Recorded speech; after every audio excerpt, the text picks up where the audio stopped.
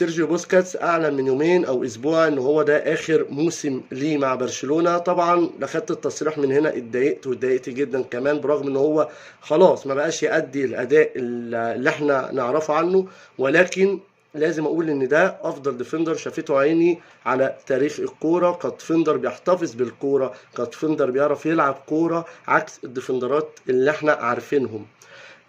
طول عمر برشلونة بتكسب، كله بيشكر في انيستا، تشافي، ميسي، ان كان الجيل اللي بعده نيمار، سواريز، ايا كان الاجيال بتعدي على بوسكاتس، محدش بيشكر بوسكاتس، مع ان لو انت ركزت على اداء بوسكاتس هتعرف ان كل اللي حواليه ده ما كانش هيعرف يلعب كوره، ولا كانت برشلونه قدمت الكوره بتاعتها. لو مش مصدق كلامي اتفرجوا معايا على الفيديو ده.